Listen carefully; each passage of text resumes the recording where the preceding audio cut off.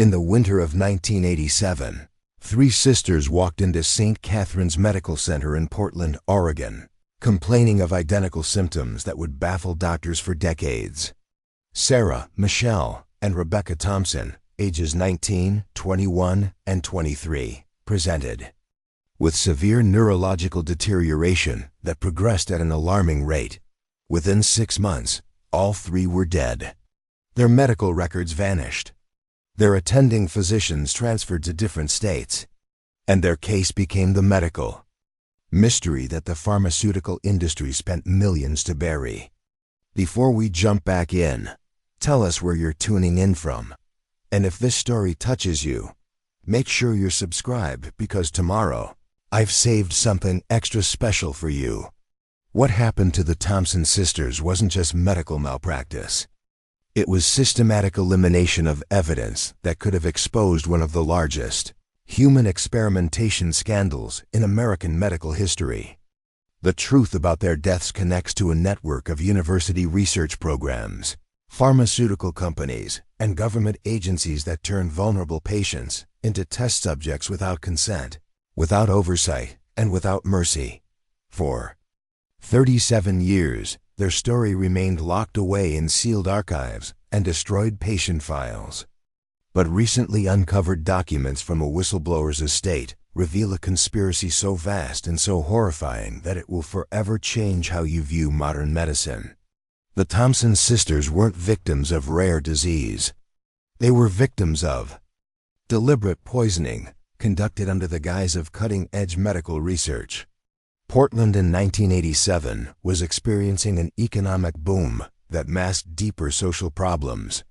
The city's reputation for progressive politics and environmental consciousness attracted young people from across the country, many arriving with little money and no family connections. Among these hopeful migrants were Sarah, Michelle, and Rebecca Thompson, three sisters from rural Montana who had moved to the Pacific Northwest seeking better opportunities and escape from their troubled family history. The sisters had grown up in poverty in the small town of Whitefish, Montana, raised by an alcoholic mother after their father abandoned the family when Rebecca was barely 10 years old. Sarah, the youngest, had always been the dreamer, talking about becoming a nurse and helping people heal. Michelle, the middle sister, possessed a sharp intellect that her high school teachers said could take her anywhere she wanted to go. Rebecca, the eldest, had sacrificed her own college plans to work and help support her younger siblings' education. When they arrived in Portland, the three sisters rented a small apartment in the Hawthorne district and began building their new lives. Sarah enrolled in a community college nursing program while working nights at a local diner.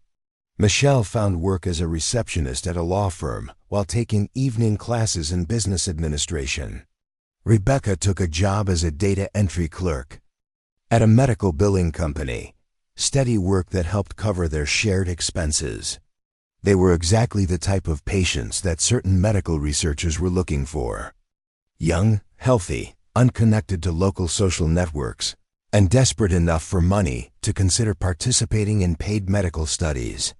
The sisters had no way of knowing that their names had already appeared on several research recruitment lists maintained by St. Catherine's Medical Center and its affiliated research institutes.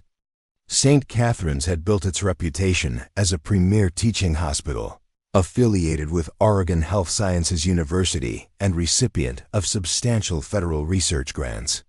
The medical center's gleaming towers house some of the most advanced medical equipment on the West Coast, and its research divisions attracted scientists from around the world. But behind the facade of medical excellence, certain departments were conducting experiments that violated every principle of medical ethics.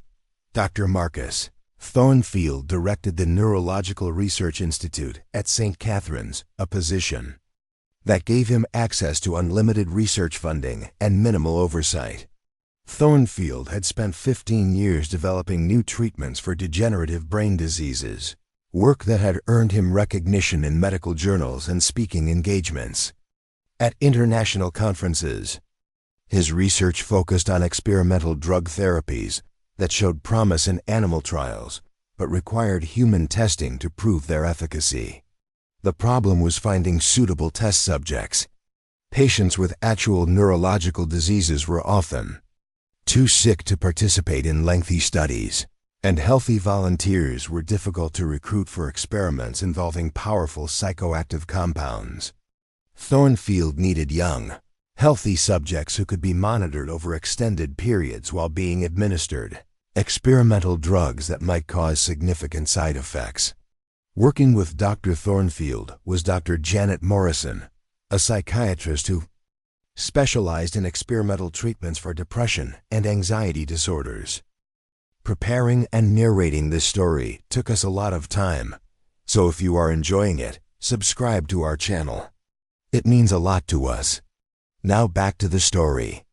Morrison had developed relationships with several pharmaceutical companies that were eager to fast-track new psychiatric medications through clinical trials.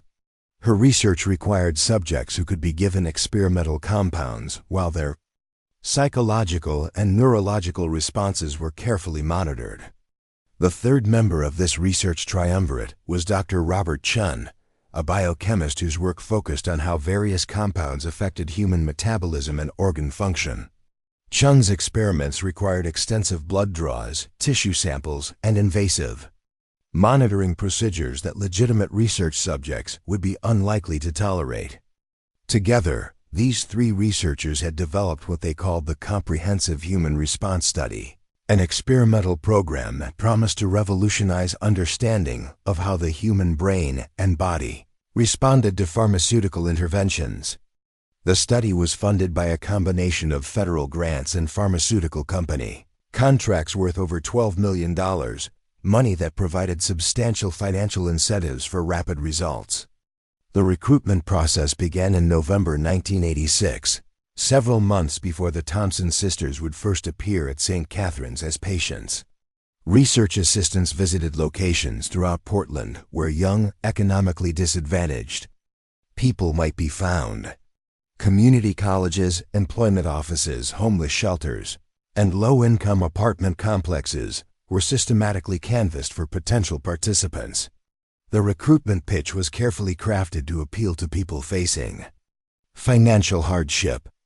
Participants would be paid $200 per week to participate in what was described as a general health study, examining how lifestyle factors affected physical and mental well-being. The commitment was described as minimal, requiring only weekly visits to St. Catherine's for basic medical examinations and occasional blood tests. Sarah Thompson was the first of the sisters to hear about the study. A nursing student working at a downtown diner, she was approached by a woman who introduced herself as Lisa Park, a research coordinator from St. Catherine's. Park explained that the medical center was conducting an important study on health and wellness in young adults, and that participation would involve regular checkups and basic medical tests.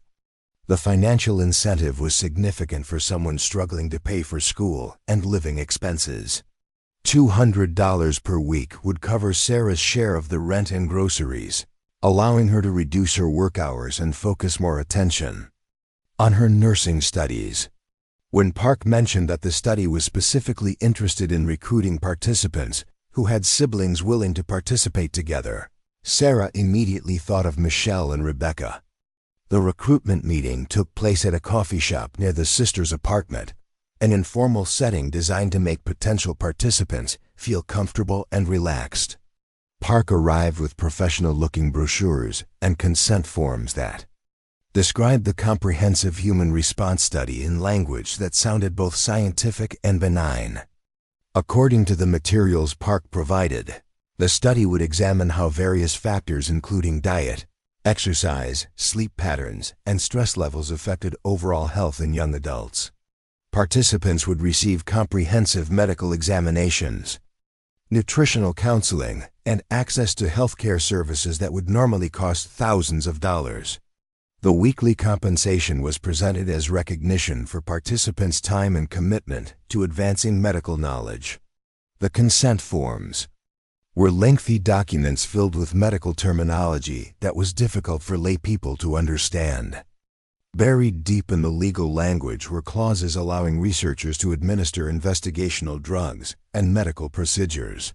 As part of the comprehensive health evaluation, participants were required to agree to confidentiality provisions that prevented them from discussing the study with outsiders, including family members and healthcare providers not affiliated with the research program. Michelle Thompson, whose business classes had taught her to read contracts carefully, expressed concerns about some of the language in the consent forms. She questioned why participants needed to agree to receive experimental medications as part of what was supposedly a general health study. Park reassured her that any medications would be vitamins and nutritional supplements designed to optimize health, not experimental drugs with unknown side effects. Rebecca Thompson was initially skeptical about the entire arrangement. Her experience working in medical billing had exposed her to the complexities of healthcare systems and insurance fraud. She recognized that legitimate medical studies usually recruited participants through established channels, not through informal approaches in coffee shops and apartment complexes. But the financial pressures facing the three sisters were overwhelming. Rebecca's job barely covered their basic living expenses, and Sarah's education costs were creating additional strain on their budget. Michelle's receptionist position paid minimum wage and offered no benefits.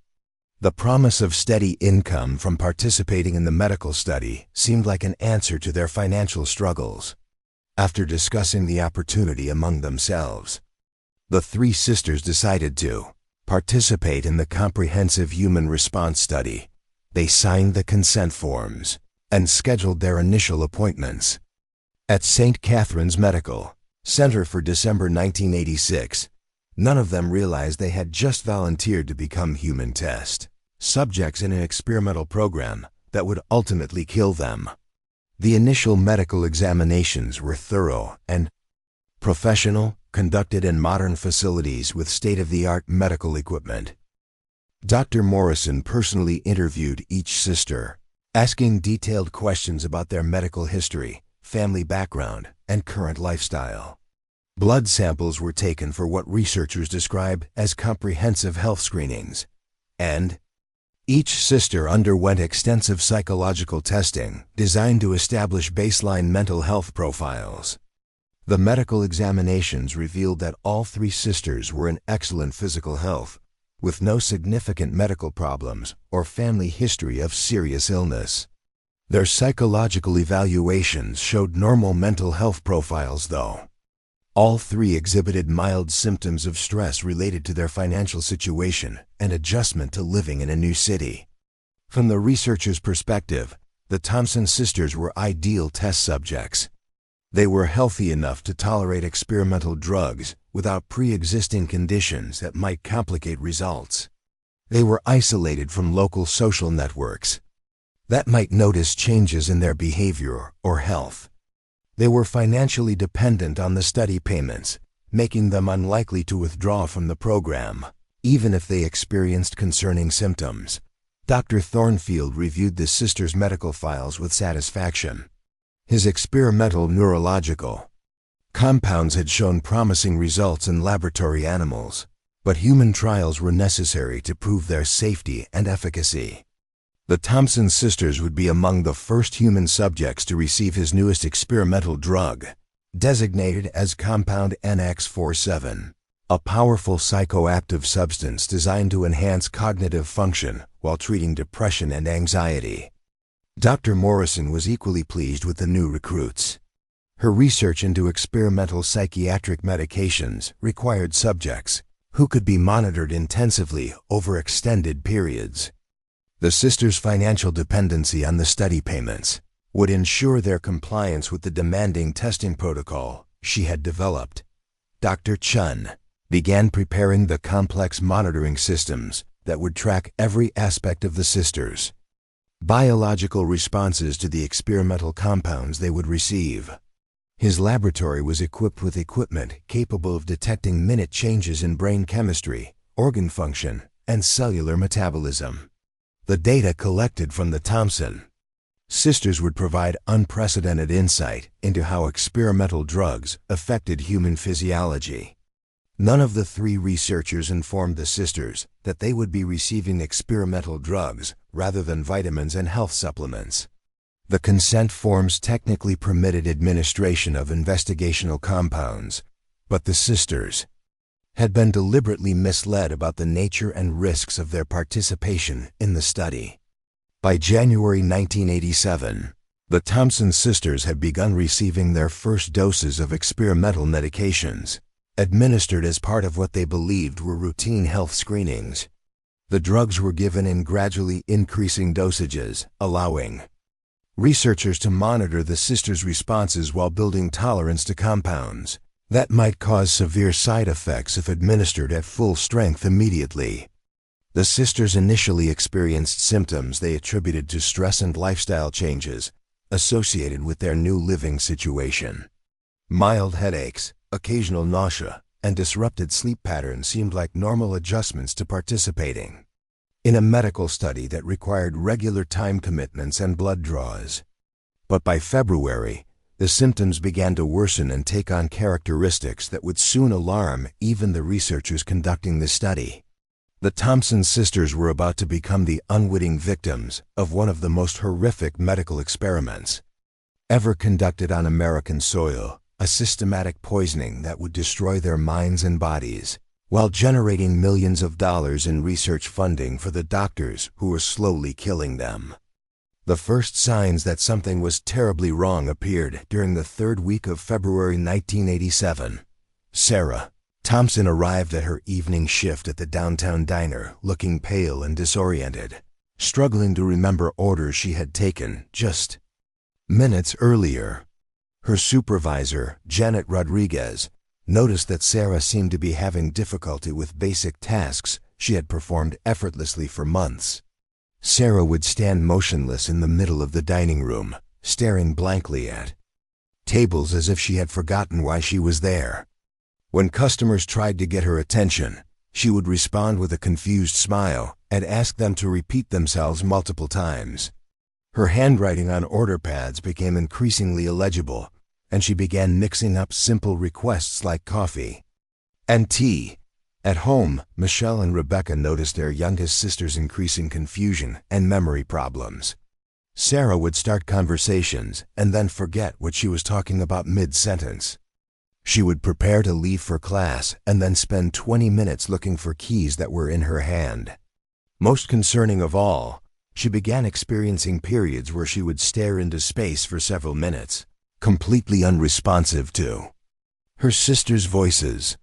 Michelle Thompson was experiencing her own disturbing symptoms at the law firm where she worked as a receptionist. Her normally sharp mind, which had impressed her supervisors with its ability to handle complex scheduling and client communications, began showing signs of serious impairment. She would transfer phone calls to wrong extensions, double book appointments, and forget important messages within minutes of receiving them. The symptoms were subtle at first, easily dismissed as stress or fatigue. But by early March, Michelle's cognitive decline had become impossible to ignore. She would arrive at work and forget how to operate the phone system she had used daily for months. Simple arithmetic required for billing calculations became insurmountable challenges.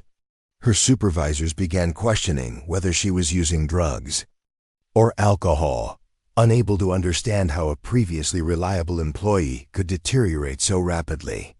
Rebecca Thompson, working her data entry position at the medical billing company, initially attributed her sister's problems to the stress of adjusting to city life and financial pressures. But she soon began experiencing her own alarming symptoms that made it impossible to perform her job duties effectively. Rebecca's work required intense concentration and attention to detail, skills that had always come naturally to her. But she found herself making increasingly frequent errors in patient records and insurance codes. Numbers and letters seemed to blur together on her computer screen, and she would sometimes forget what she was typing in the middle of a sentence.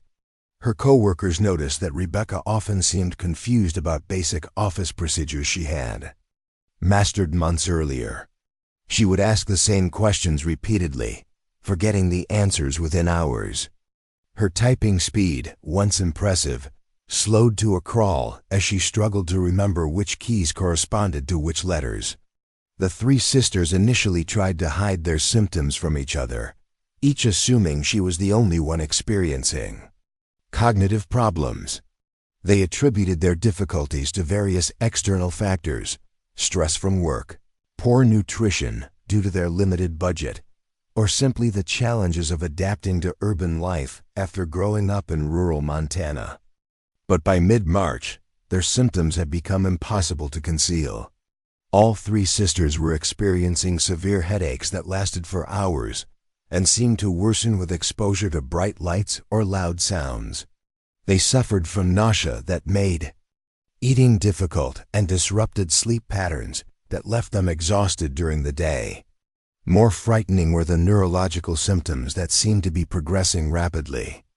All three sisters began experiencing periods of disorientation where they would find themselves in familiar locations without any memory of how they had arrived there.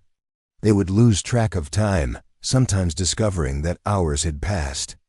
Without their awareness, their speech became increasingly slurred and difficult to understand. Simple words required tremendous effort to pronounce correctly, and they would sometimes use completely wrong words without realizing their mistake. Their coordination deteriorated to the point where walking became challenging, and they frequently dropped objects or bumped into furniture in their own apartment. The sisters finally acknowledged to each other that something was seriously wrong during a tearful conversation on a Sunday evening in late March. Sarah had returned from work after being sent home early when she became disoriented and couldn't remember how to make coffee. Michelle had been written up at the law firm for repeated errors and missed assignments. Rebecca had been placed on probation at her job after making critical mistakes in patient billing records. They decided to seek medical attention outside. The Comprehensive Human Response Study, concerned their weekly visits to St. Catherine's Medical Center, hadn't identified whatever was causing their deteriorating health. Sarah suggested they visit the emergency room at Portland General Hospital, hoping that doctors there could provide answers that the research physicians seemed unable or unwilling to offer. Dr. Elizabeth Harper was working the night shift in Portland General's emergency department when the three Thompson sisters arrived seeking help for their mysterious symptoms. Harper had completed her residency in neurology and was experienced in diagnosing complex neurological conditions. But the sisters' presentation puzzled her from the moment they walked into the examination room. The three young women displayed nearly identical symptoms that suggested severe neurological damage, typically associated with degenerative brain diseases or toxic exposure. Their cognitive impairment was profound, affecting memory, speech, coordination, and basic reasoning abilities.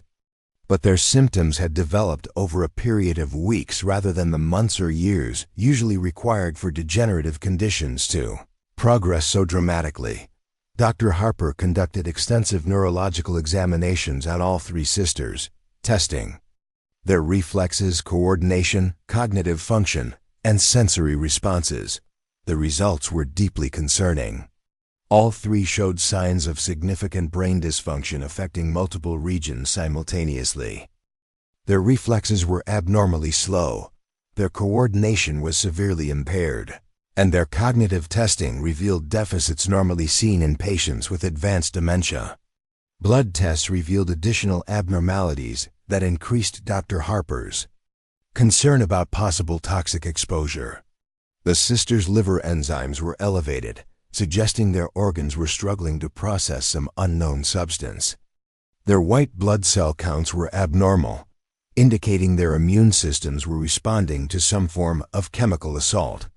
Most disturbing of all were the neurochemical markers in their blood that suggested massive disruption of normal brain chemistry. The levels of certain neurotransmitters and metabolic byproducts were unlike anything Dr. Harper had seen in her medical career, resembling patterns associated with severe poisoning rather than natural disease processes. When Dr. Harper questioned the sisters about possible exposure to toxins, chemicals, or unusual medications. They mentioned their participation in the medical study at St. Catherine's. They described the weekly visits, blood draws, and what they had been told were vitamin and nutritional supplements administered as part of the health research program. Dr. Harper's suspicions were immediately aroused by the sisters' description of their participation in the research study. The timing of their symptoms correlated precisely with their enrollment in the program, and the similarity of their conditions suggested exposure to some common toxic agent rather than coincidental development of identical neurological diseases. She attempted to contact the research physicians at St. Catherine's to obtain information about what substances the sisters had been given as part of the study. Her calls to Dr. Thornfield, Dr. Morrison, and Dr. Chun were not returned. When she tried to reach the research coordinators, she was told that information about ongoing studies was confidential and could not be shared with outside physicians. Dr. Harper documented her concerns in the sisters' medical records and strongly advised them to discontinue their participation in the St. Catherine's research program immediately. She explained that their symptoms suggested toxic exposure and that continuing to receive unknown substances could cause permanent brain damage or death. The sisters were terrified by Dr. Harper's assessment, but faced a devastating financial dilemma. The $200 per week they received from the research study represented their primary source of income, money they needed to pay rent, buy food, and cover basic living expenses. Without the study payments, they would be unable to afford their apartment and might face homelessness. Dr. Harper understood their financial predicament, but emphasized that their lives were in immediate danger. She arranged for the sisters to be admitted to Portland General for intensive monitoring and detoxification treatment designed to help their bodies eliminate whatever toxic substances were causing their neurological damage. The detoxification process was agonizing for all three sisters. As the experimental compounds began to leave their systems, they experienced severe withdrawal symptoms, including violent seizures, hallucinations, and periods of complete unconsciousness. Their bodies had become dependent on the toxic substances, and eliminating them required careful medical management to prevent fatal complications. During their hospitalization at Portland General, the sisters' conditions initially worsened before showing any signs of improvement. Sarah experienced a series of grand mal seizures that required emergency medication to control. Michelle developed a high fever and became delirious, speaking incoherently about people and places that didn't exist. Rebecca slipped into a coma that lasted for 3 days, during which her family was told to prepare for the possibility that she might not survive. Dr. Harper worked around the clock to save the sisters' lives, consulting with toxicology specialists and neurologists from around the country. The medical team tried various experimental treatments designed to accelerate the elimination of unknown toxins from the sisters' bodies and protect their brains from further damage. Gradually, after 2 weeks of intensive care, the sisters began to show signs of improvement. Their seizures became less frequent and less severe. Their cognitive function showed modest improvements, though they remained severely impaired compared to their baseline mental abilities. Most importantly, they survived the acute phase of what Dr. Harper determined was systematic poisoning. But their recovery was incomplete and fragile. All three sisters continued to experience significant neurological problems that affected their ability to work, study, or live independently. Their short-term memory was severely compromised, making it impossible for them to retain new information for more than a few minutes. Their motor coordination remained impaired, causing difficulties with basic tasks like writing, typing, or preparing meals. During their recovery period at Portland General, the sisters received an unexpected visit from Dr. Morrison and 2 other representatives from St. Catherine's Medical Center. The visitors claimed to be concerned about the sisters' health and offered to provide continuing medical care through the research program's facilities. Dr. Harper refused to allow the St. Catherine's representatives to have any contact with her patients, recognizing that these were likely the physicians responsible for poisoning the sisters in the first place. She documented the attempted contact in the medical records and advised hospital security to prevent any future visits from St. Catherine's personnel. The legal implications of the sisters' poisoning began to emerge as Dr. Harper and her colleagues reviewed the medical evidence. The symptoms and blood chemistry results provided clear proof that the sisters had been exposed to powerful neurotoxic compounds over an extended period.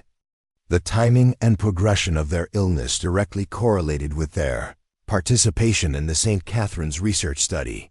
Dr. Harper contacted the Oregon Medical Board to report suspected medical malpractice and human experimentation violations.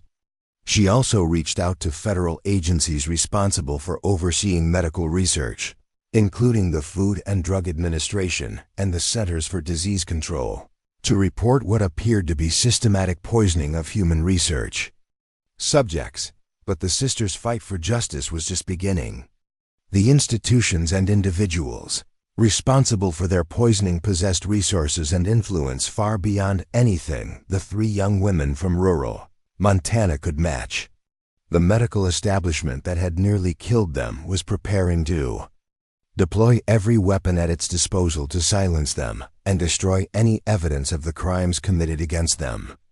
The investigation into what had happened to the Thompson sisters began in earnest when Dr. Elizabeth Harper refused to accept the official explanations provided by St. Catherine's Medical Center.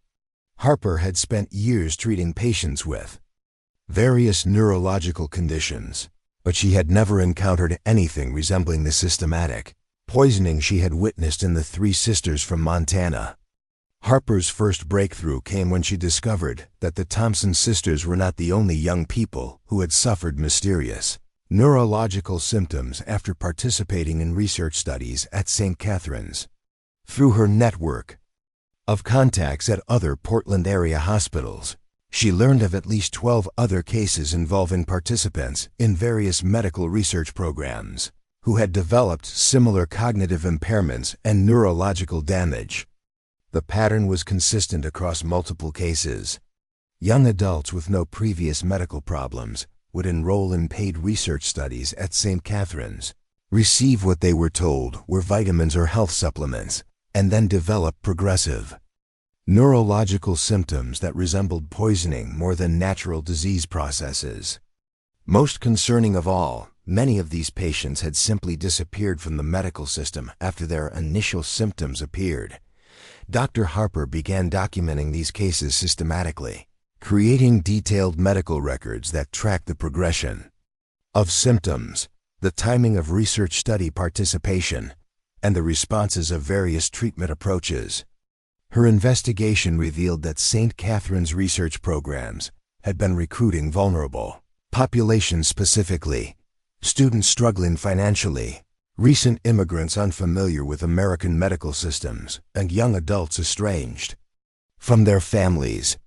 The recruitment methods used by St. Catherine's were carefully designed to target people who would be unlikely to seek outside medical attention or who lacked the resources to pursue legal action if something went wrong. Research coordinators approached potential subjects in locations where desperate people might be found: unemployment offices, community college financial aid departments, and social service agencies. Harper's investigation took a dangerous turn when she attempted to obtain official records from St. Catherine's Medical Center regarding their research programs. Her formal requests for information were met with claims that no such records existed, despite her direct knowledge that extensive documentation had been maintained for billing and regulatory purposes. When Harper persisted in her inquiries, she began receiving threatening phone calls at her home and office. Anonymous callers warned her to stop investigating St. Catherine's research programs, suggesting that her medical license and personal safety could be at risk if she continued asking questions about matters that didn't concern her.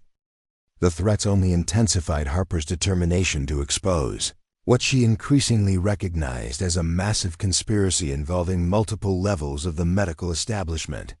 She began working with investigative journalist David Martinez, a reporter for the Portland Tribune who specialized in exposing corruption in healthcare and pharmaceutical industries. Martinez had been investigating irregularities in pharmaceutical clinical trials for several years, focusing on cases where research subjects had been harmed or deceived about the true nature of experimental treatments. His sources within the medical community had been whispering about problematic research programs at St. Catherine's, but no one had been willing to provide concrete evidence until Harper contacted him with her documentation of the Thompson sisters' case.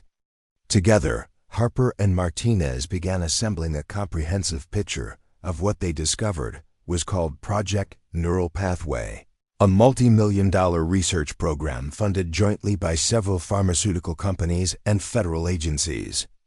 The project's stated goal was to develop new treatments for neurological and psychiatric conditions, but its actual methodology involved systematic, human experimentation that violated every principle of medical ethics and research safety. The pharmaceutical companies involved in Project Neural Pathway included Meridian Therapeutics, a major manufacturer of psychiatric medications, Cognitive Sciences Corporation, a biotechnology firm specializing in neurological treatments, and Northern Pacific Pharmaceuticals, a company with extensive contracts to develop medications for military and intelligence applications. These companies had invested heavily in developing new psychoactive compounds that could enhance cognitive function, alter emotional responses, or create specific behavioral changes in human subjects. The potential military and intelligence applications of such drugs made the research extremely valuable, but also extremely dangerous and controversial. Federal funding for Project Neural Pathway came through the National Institute of Mental Health and the Defense Advanced Research Projects Agency, providing millions of dollars for research that would have been impossible to conduct through normal clinical trial processes due to its extreme ethical violations and safety risks. Dr. Marcus Thornfield, Dr. Janet Morrison, and Dr. Robert Chun were the primary investigators responsible for implementing the human experimentation protocol. Their research design called for administering experimental compounds to subjects who were kept unaware of the true nature of what they were receiving, allowing researchers to observe the effects of various drugs without the complications that might arise from informed consent or subject expectations. The experimental compounds being tested on the Thompson sisters and other subjects included powerful neurotoxins designed to temporarily disable specific brain regions, psychoactive substances that could induce hallucinations or memory loss, and neurochemical agents that affected personality and emotional responses. Many of these compounds had never been tested on humans and had shown severe toxicity in animal studies. Martinez's investigation revealed that Project Neural Pathway had been operating for over 5 years, during which time hundreds of subjects had been exposed to experimental drugs without their knowledge or consent. The research program maintained detailed records of subject responses, including comprehensive documentation of adverse effects, permanent disabilities, and deaths resulting from experimental treatments. The most shocking discovery was that several research subjects had died as a direct result of their participation in Project Neural Pathway, but their deaths had been attributed to other causes in official medical records.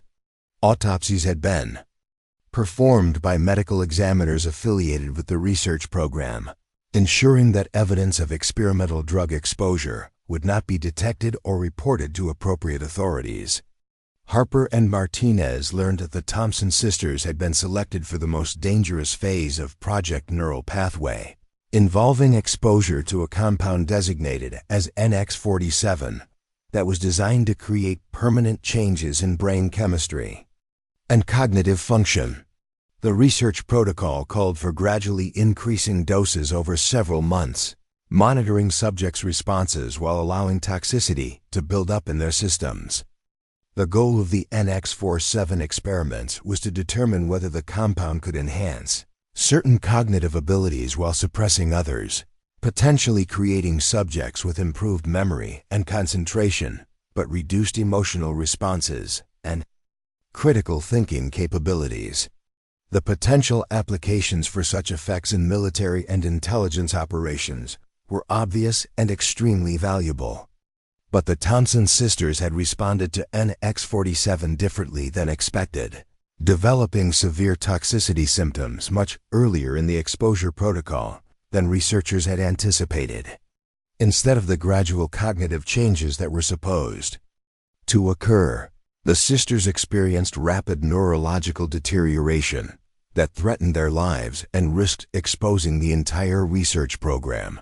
Dr. Thornfield and his colleagues faced a crisis that could destroy their careers and expose them to criminal prosecution if the sisters' poisoning became public knowledge.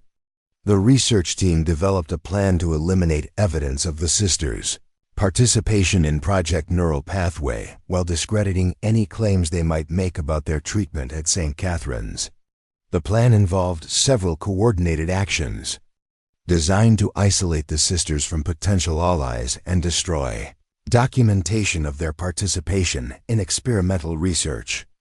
Their medical records were altered to suggest they had been receiving standard medical care rather than experimental treatments. Blood samples and tissue specimens that could provide evidence of drug exposure were destroyed or mislabeled. Research personnel who had direct contact with the sisters were transferred to other facilities or reassigned to different projects, making it difficult for investigators to interview witnesses who could confirm what treatments the sisters had received. Financial records showing payments to the sisters for their participation were deleted from St. Catherine's computer systems. Most significantly, the research team began spreading rumors within the medical community that the Thompson sisters were drug addicts who had developed neurological problems as a result of illegal substance abuse. This explanation would account for their symptoms while deflecting attention away from their participation in legitimate medical research. The campaign to discredit the sisters intensified when Dr. Harper's investigation began attracting attention from regulatory agencies and law enforcement. Anonymous sources began contacting medical licensing boards and hospital administrators, claiming that Harper was pursuing a personal vendetta against the St. Catherine's based on professional jealousy rather than legitimate medical concerns. Harper found herself under investigation by the Oregon Medical Board for allegedly violating patient confidentiality by discussing the Thompson sisters' case with journalists and regulatory agencies. Her hospital privileges at Portland General were suspended pending review of her professional conduct, effectively preventing her from continuing to treat patients or conduct further investigation into Project Neural Pathway.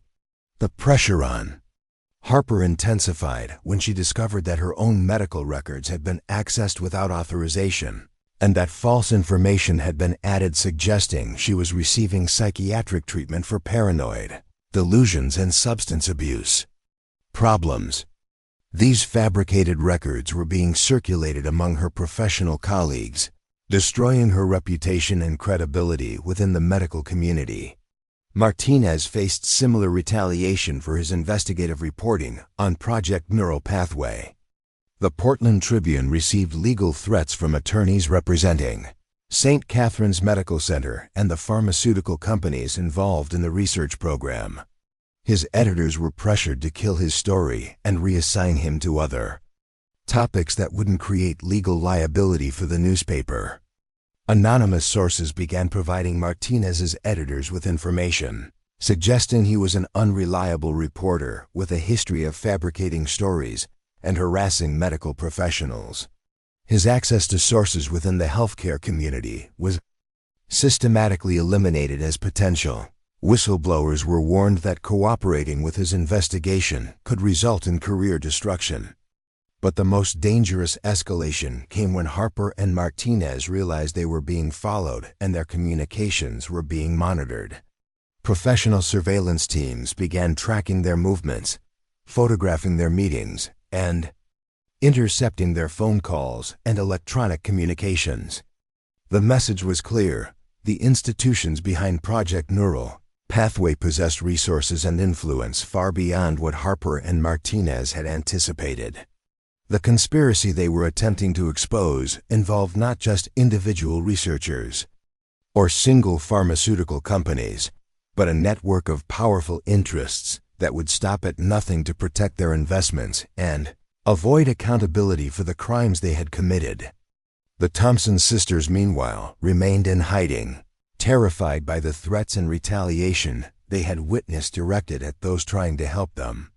Their physical condition continued to deteriorate despite treatment, and they faced the prospect that their poisoning might cause permanent disabilities or death, even if the conspiracy against them was eventually exposed. The investigation had reached a critical juncture where the truth about Project Neural Pathway hung in the balance, dependent on whether Harper and Martinez could survive the campaign to destroy them long enough to bring the evidence to light. The breakthrough that would ultimately expose Project Neural Pathway came from an unexpected source. Dr. Amanda Foster, a research biochemist who had been working in Thornfield's laboratory for 3 years, finally reached her breaking point when she witnessed the systematic destruction of evidence related to the Thompson sisters' case. Foster had initially believed she was contributing to legitimate medical research that would help patients suffering from neurological disorders. Her role involved analyzing blood samples and tissue specimens from research subjects, work that she thought was advancing scientific understanding of brain chemistry and drug metabolism. But over time, Foster began to notice disturbing patterns in the data she was processing. The blood chemistry profile she analyzed showed clear evidence of severe toxic exposure, with neurochemical markers indicating massive brain damage in subjects who were supposedly receiving benign nutritional supplements. When she brought these concerns to Dr. Thornfield, she was told that the abnormal results were due to pre-existing medical conditions that subjects had failed to disclose during screening. Foster's suspicions intensified when she was instructed to destroy blood samples and tissue specimens that showed the most extreme evidence of toxicity. Thornfield explained that these samples had been contaminated during collection and needed to be discarded to prevent skewing research results. But Foster noticed that the samples being destroyed consistently came from subjects who had developed severe neurological symptoms during the study. The final straw came when Foster was ordered to falsify laboratory reports to hide evidence of drug toxicity in subjects' blood work. She was told to alter numerical values, delete abnormal findings, and create fabricated documentation suggesting that subjects had shown normal responses to experimental treatments. When she refused to participate in what she recognized as scientific fraud, she was threatened with termination and legal action for violating confidentiality agreements. Foster made the dangerous decision to secretly copy laboratory records and tissue samples before they could be destroyed. Working during night shifts when the laboratory was largely empty, she systematically documented the evidence of systematic poisoning that Project Neural Pathway had been covering up for years. Her copied records revealed the true scope of the human experimentation program. Over 200 subjects had been exposed to various experimental compounds, with detailed documentation of their adverse reactions, permanent disabilities, and deaths.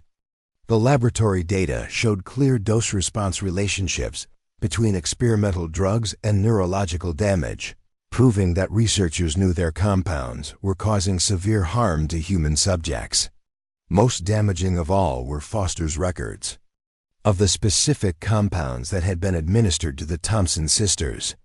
The laboratory analysis showed that they had received massive doses of NX-47, a neurotoxin that animal studies had shown to be lethal at much lower concentrations.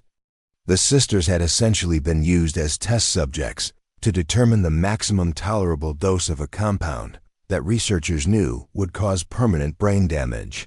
Foster realized that her evidence could expose the entire conspiracy, but she also understood that her life would be in danger if her actions were discovered. The threats made against Dr. Harper and journalist Martinez demonstrated that the people behind Project Neural Pathway were willing to use violence to protect their secrets. She made contact with Harper through an intermediary, a nurse who had worked with both women at different hospitals. Foster arranged to meet Harper at a remote location outside Portland, where she could transfer copies of the laboratory records. Without being detected by the surveillance teams that were monitoring both women's activities, the meeting took place at a rest stop along Interstate 84, east of Portland in the Columbia River Gorge. Foster arrived carrying a briefcase containing hundreds of pages of laboratory reports, blood chemistry analyses, and tissue sample documentation that proved systematic human experimentation had been conducted without subjects' knowledge or consent. Harper recognized immediately that Foster's evidence was the breakthrough needed to expose Project Neural Pathway to federal investigators and law enforcement agencies. The laboratory records provided scientific proof that could not be dismissed or discredited, unlike testimonial evidence that could be attacked as unreliable or biased. But Foster's evidence also revealed the personal danger that everyone involved in exposing the conspiracy was facing. The laboratory records included detailed profiles of researchers, journalists, and medical professionals who had asked questions about St. Catherine's research programs. These individuals were being monitored systematically with comprehensive files documenting their activities, relationships, and potential vulnerabilities. Foster's own file showed that she had been under surveillance for months, with researchers aware of her growing concerns about the experimental protocols. Her decision to copy laboratory records had been detected through computer monitoring systems, and plans were already in motion to eliminate her as a potential whistleblower. Harper realized that Foster's life was in immediate danger, and that her own situation had become equally precarious. The laboratory records showed that several potential whistleblowers had died under mysterious circumstances that had been attributed to accidents, suicides, or sudden medical emergencies. Dr. Patricia Williams, a St. Catherine psychiatrist who had raised concerns about research ethics, had died in a car accident just days before she was scheduled to meet with federal investigators. Laboratory technician Robert Kim had supposedly committed suicide after being questioned about missing tissue samples. Research coordinator Lisa Park, who had recruited the Thompson sisters, had died from a sudden heart attack despite being a healthy 28-year-old with no history of cardiac problems. Harper and Foster understood that they needed to get their evidence to federal authorities immediately, before the conspiracy could eliminate them and destroy the documentation they had gathered. But they also realized that some federal agencies might be compromised, given the government funding that supported Project Neural Pathway research. They decided to contact multiple agencies simultaneously, providing copies of the evidence to the FBI, the Drug Enforcement Administration, the Department of Health and Human Services, and the Inspector General offices of several federal departments. This shotgun approach would make it difficult for the conspiracy to suppress the investigation, even if some agencies were compromised or unresponsive. Harper also reached out to Senator Patricia Reynolds, a member of the Senate Health Committee, who had previously investigated pharmaceutical industry abuses. Reynolds had built a reputation as a reformer who was willing to take on powerful medical and corporate interests, making her a potentially valuable ally in exposing Project Neural Pathway. The evidence transfer was arranged through Reynolds' chief of staff, who flew to Portland to personally collect the laboratory records and witness statements that Harper and Foster had assembled. The meeting took place at the federal courthouse in downtown Portland, in a secure conference room where surveillance would be more difficult for private parties to conduct. Reynolds' review of the evidence confirmed that Project Neural Pathway represented one of the most serious violations of medical ethics and research safety in American history. The systematic poisoning of human subjects, the cover-up of deaths and injuries, and the retaliation against whistleblowers constituted criminal conspiracy at the highest levels of the medical and pharmaceutical establishments, Within 48 hours of receiving the evidence, Reynolds had initiated formal congressional inquiries and contacted the Department of Justice to request criminal investigations of everyone involved in Project Neural Pathway. Federal agents began serving search warrants at St. Catherine's Medical Center, seizing computers, files, and laboratory equipment before evidence could be destroyed.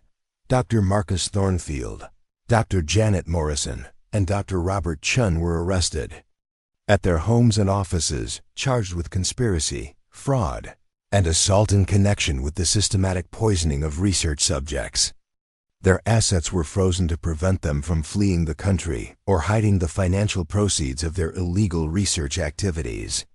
The pharmaceutical companies involved in Project Neural Pathway faced federal raids and criminal investigations that exposed the full scope of their involvement in illegal human experimentation. Corporate executives were arrested, and company assets worth hundreds of millions of dollars were seized as evidence of criminal enterprise.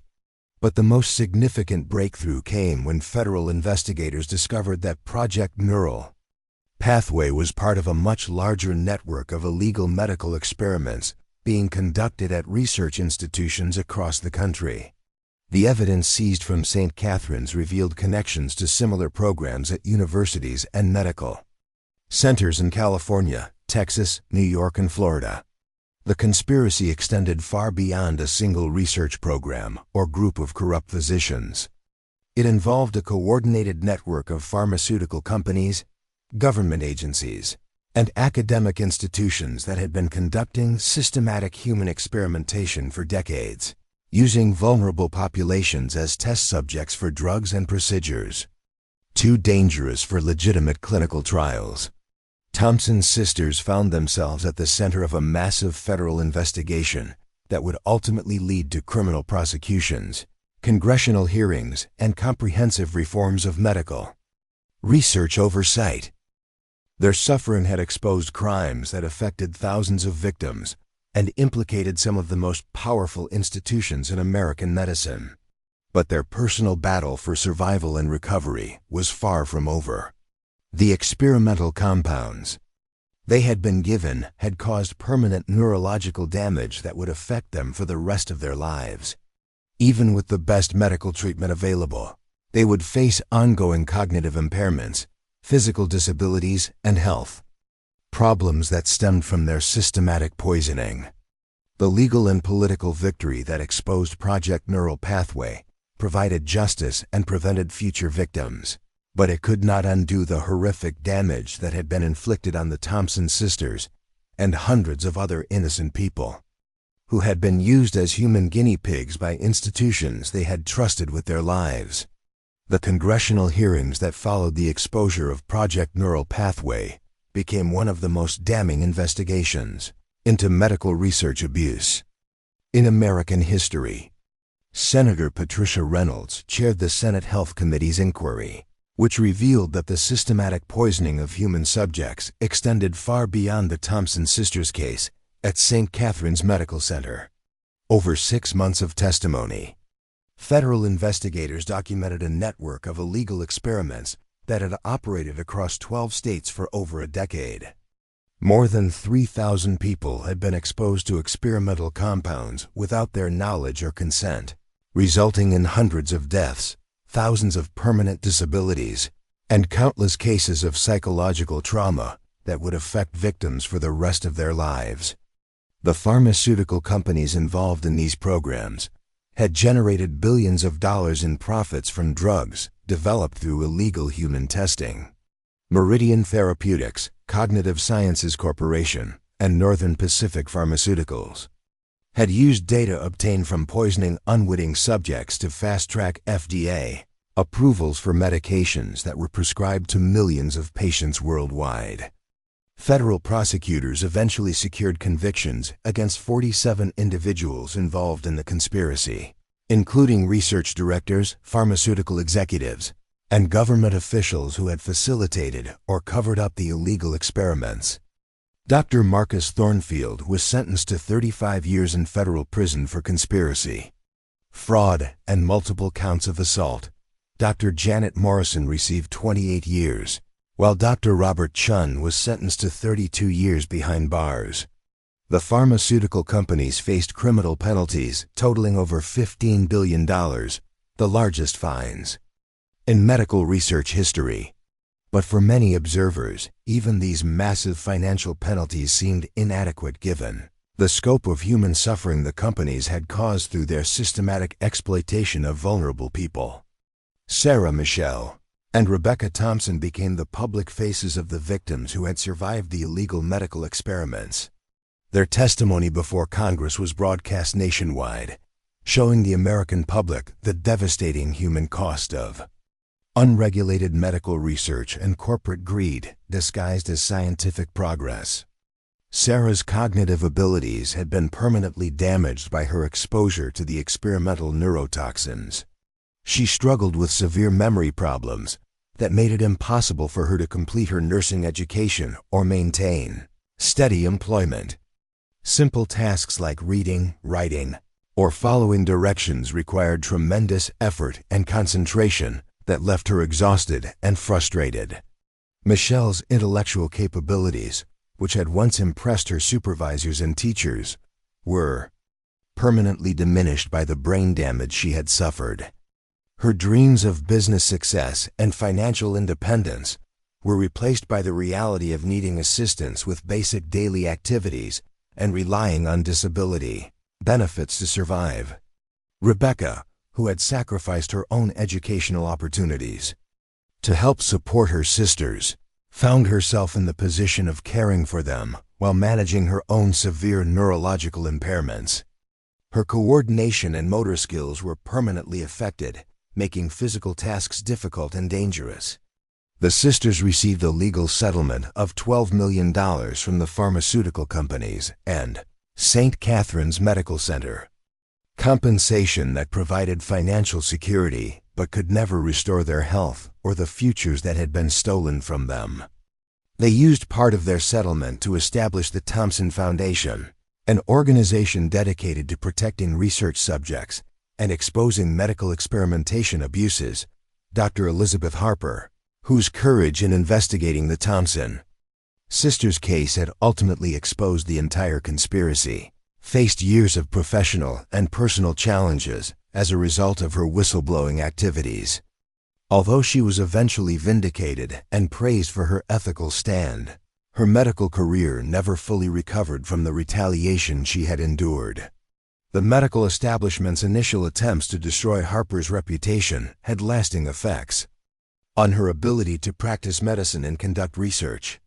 Many of her former colleagues remained suspicious of her motives, viewing her as a troublemaker who had violated professional loyalty by exposing medical misconduct. Hospital administrators were reluctant to hire someone who had demonstrated a willingness to challenge institutional authority and expose wrongdoing. Harper eventually found work at a community health clinic serving low-income patients, where her dedication to ethical medical practice was valued over concerns about her controversial past. She continued to advocate for research subject protection and medical ethics reform, becoming a nationally recognized expert on preventing abuse in clinical trials and medical experiments. Investigative journalist David Martinez won a Pulitzer Prize for his reporting on Project Neural Pathway, recognition that validated his years of dangerous investigation into pharmaceutical industry corruption. His articles exposing the conspiracy were credited with spurring federal investigations and congressional action that led to comprehensive reforms of medical research oversight. But Martinez paid a personal price for his commitment to uncovering the truth. The threats and harassment he endured during his investigation left him with lasting anxiety and paranoia that affected his relationships and mental health. He struggled with depression and alcohol abuse, common consequences for whistleblowers who face sustained campaigns of intimidation and retaliation. Dr. Amanda Foster, the biochemist whose leaked laboratory records provided crucial evidence against the conspiracy, was placed in federal witness protection after receiving death threats from unknown sources. She relocated to another state under a new identity, giving up her scientific career and starting over in a completely different profession. Foster's sacrifice demonstrated the enormous personal cost that whistleblowing can exact even when it ultimately serves the public interest.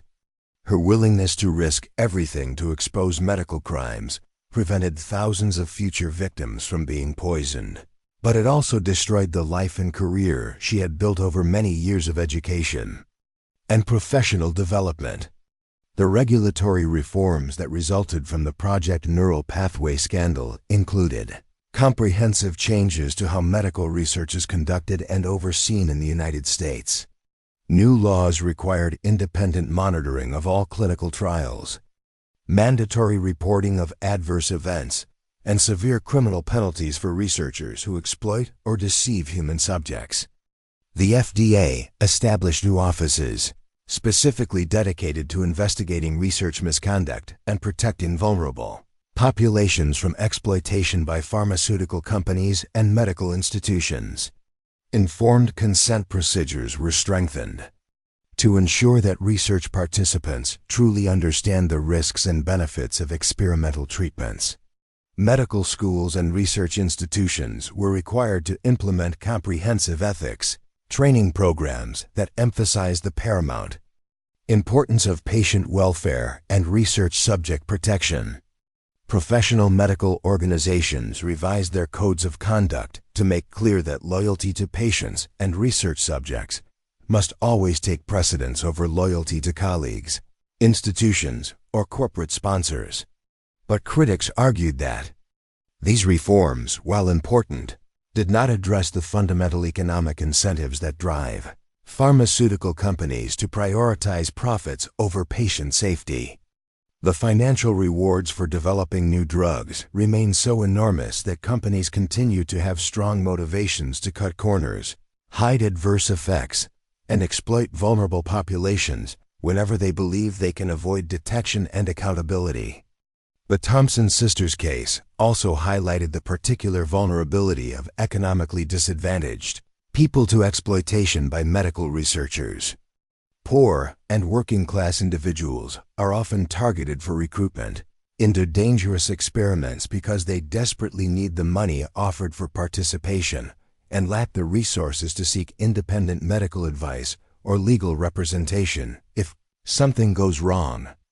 Immigrant communities, students struggling with debt, homeless individuals, and people with mental health problems remain at high risk for exploitation by researchers who view them as expendable test subjects rather than human beings deserving of protection and respect. The fundamental problem of economic inequality makes it difficult to ensure truly voluntary informed consent when participation in dangerous experiments offers financial benefits that desperate people cannot afford to refuse. Today, more than 37 years after the Thompson sisters were poisoned by trusted medical professionals, their case serves as a stark reminder of how easily the promise of medical progress can be perverted into justification for horrific crimes against innocent people. The institutions that claim to heal and protect can become instruments of exploitation and harm when they are allowed to operate without adequate oversight and accountability. The pharmaceutical industry continues to wield enormous political and economic power that enables it to influence regulatory agencies, academic institutions, and medical professionals in ways that may not always serve the public interest. Corporate funding of medical research creates inherent conflicts of interest that can compromise the independence and integrity of scientific investigation. Medical professionals face constant pressure to participate in research that may benefit their careers and institutions, even when they have concerns about the ethics or safety of experimental protocols. The culture of academic medicine often prioritizes publication, funding, and professional advancement over the more fundamental obligation to protect patients and research subjects from harm. The Thompson sisters story reminds us that progress in medical science must never come at the cost of human dignity and rights. The development of new treatments and cures is meaningless if it requires the systematic exploitation and poisoning of vulnerable people who trust medical professionals with their lives and well-being. Sarah, Michelle, and Rebecca Thompson paid an enormous price to expose crimes that might otherwise have continued indefinitely, claiming thousands more victims. Their suffering led to reforms that have undoubtedly prevented countless future cases of medical research abuse, but it could not restore their own health or the futures they had planned. They continue to live with the permanent consequences of their poisoning, daily reminders of how institutions that promise healing can become sources of profound harm when they lose sight of their fundamental moral obligations.